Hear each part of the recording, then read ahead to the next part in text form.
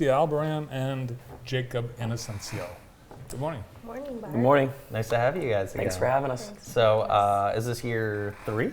Year 2. It feels like year 3 because year 1 was huge. Year 1 was huge. We've been telling everybody, we're like, we hope we can do this as well. Yeah, and it went great last year. It did.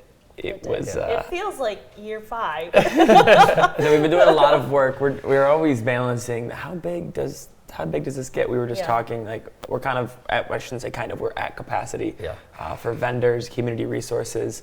And we've spent a lot of time in Horace Blackman walking around, trying to envision, okay, what's going to go here? What's going to go here?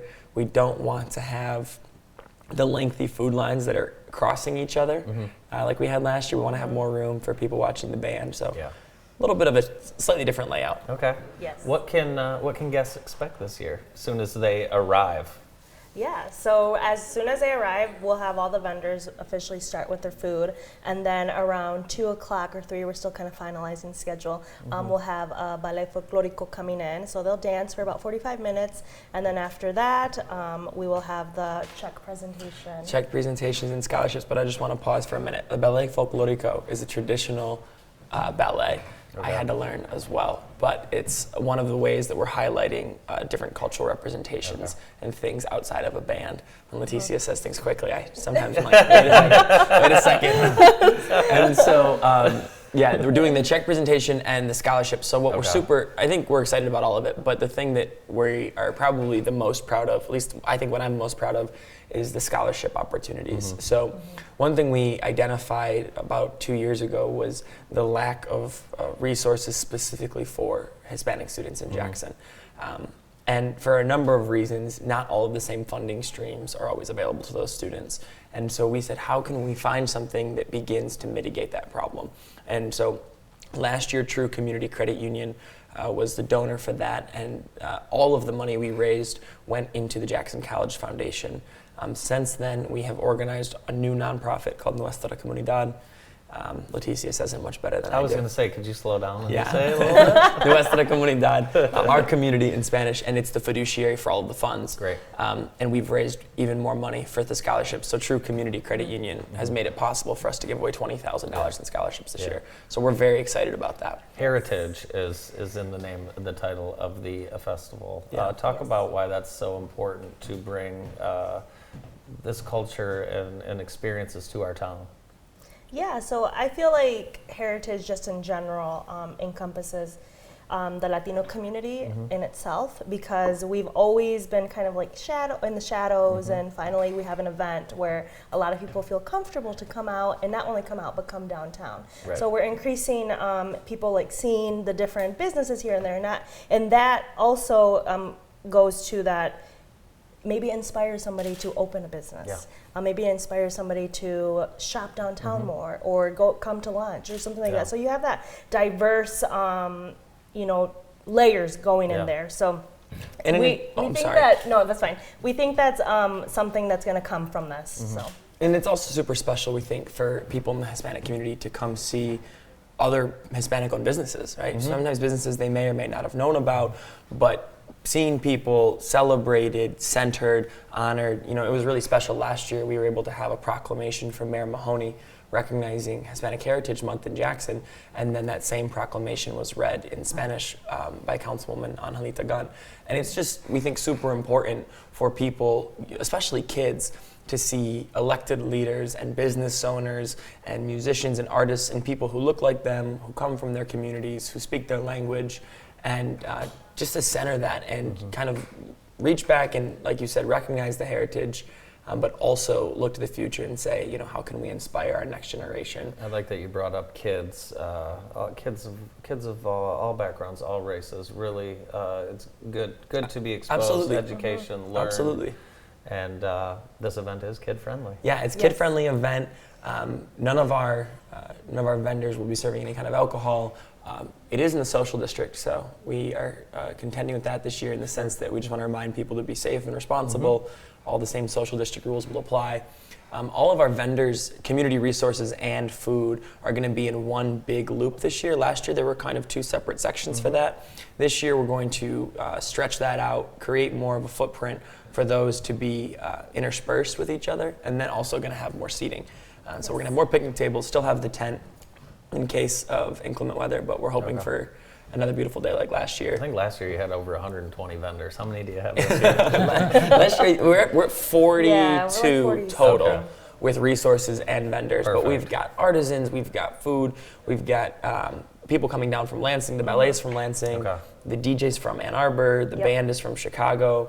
Cool. So we're just really excited about the fact that we're starting to find out that people are coming to Jackson for this. Yeah, I was right? gonna It's always say. great to see Jackson be a destination for something. I was going to say, do you two picture this as a statewide event someday? Yeah, I mean, there's events all over the state, Yes. Sure. right, that are happening in Grand Rapids, Detroit. I would like to see this stretch to more than a one-day event, ultimately, right? We would love, already, the library is doing story times in Spanish afterwards. The library is putting on a story walk in the park for the whole month that's going to feature a book that Leticia picked.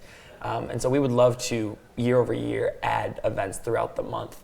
In Grand Rapids, they have a Hispanic Heritage Month calendar, and they do a whole number of things. So it'd be cool to get films at the theater and do things like that. But we try to bite off only so much. Well, I know. Incremental growth. I know this is the only thing you're working on. Absolutely. The rest of the time, Leticia and I just sit around and look for things to do. Yeah.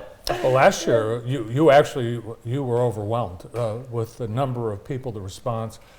And there were people from all over. There were people from Detroit, a lot of people from Albion were here. And one of the messages I got from a lot of the Hispanic community that was in attendance was, it's about time. Yeah, absolutely. Yeah. That's been... Yeah, that's kind of been the sentiment that I've gotten to, which is good and bad. It's good because it's finally, there's like a desire, there's a need that they want to be seen, they want to be recognized. So when this is the event, plus we're hoping to do more events in the future, but this is one of the events that they can feel seen. September 16th. September 16th, and it's a longer festival this year. It starts at noon, and it's going to run until 9:45. Last year we had it on the calendar from 3 to 8, and the band ended up playing until 9:30. Awesome. Yeah. They ran right up against the noise ordinance. We decided we're just going to stretch it. We have more features. Like I said, we're going to honor all the kids receiving scholarships. We're really grateful to True for that. We have Elro, who's making the entertainment possible. Great. Flagstar Bank is sponsoring all of our community resources. Dawn Foods is sponsoring all of our food vendors, which is it's making it possible for us to cover costs for them. Sure. And any fees that they're paying to participate are going into next year's scholarship. So we're really using it as an opportunity for the community to invest in itself. All the additional funds raised will go to support the nonprofit and the various things we're going to do throughout the year. Yeah, you look at the sponsors and just so many great businesses and organizations in this town that continue to support. And we have more events than we've ever had in this community. And business community continues to step up, which in turn is helping make this a great place to live. Absolutely. And the thing we're really proud of is a lot of these same donors are also coming as a community resource, right? So American One will be there, True will be there. Dawn is going to have some stuff. The College Career Access Center will be there. The Michigan Hispanic Chamber, which we're super excited about. As always, Henry Ford Health will be offering their blood pressure screenings. So it's great to see people not only financially support, but also how can we invest time? How can we come give energy and attention to this and bring families and make it really exceptional? Is that Detroit Bakery coming back? Which one? There was a couple. They brought all kinds of baked goods. But they wouldn't like that. All the food. My mom told me about that they were like going by the bags, like people wanted them by the bags. They're not coming back, but we'll have other people bring other foods. There's plenty of baked goods. There's plenty of food. We told our vendors, we said almost everyone ran out of food last year, and there were 14 food vendors, so yeah. So we are definitely letting them know, double up. stock up. Do you need any help from the community beforehand? Yeah, there's going to be some volunteer opportunities on our Facebook page. The Jackson Hispanic Heritage Festival Facebook page is going to have a volunteer link, hopefully sometime today or tomorrow. Yes. As soon as we get to it.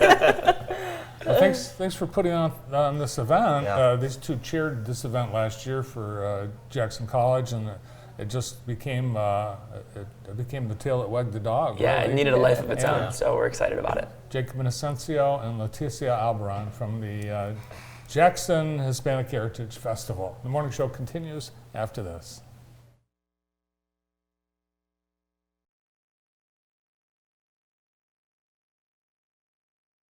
Over the past century, many things have changed. The people, the homes, the businesses. But one thing is not, and that's the quality of care you receive when you choose Craft Agency Insurance. Founded in 1923, the Craft Agency provides care to countless families and businesses in our community. We are committed to learn and adapt to ensure one single goal: assisting families and businesses with quality insurance options that provide security and peace of mind. The Craft Agency, our family serving yours for 100 years.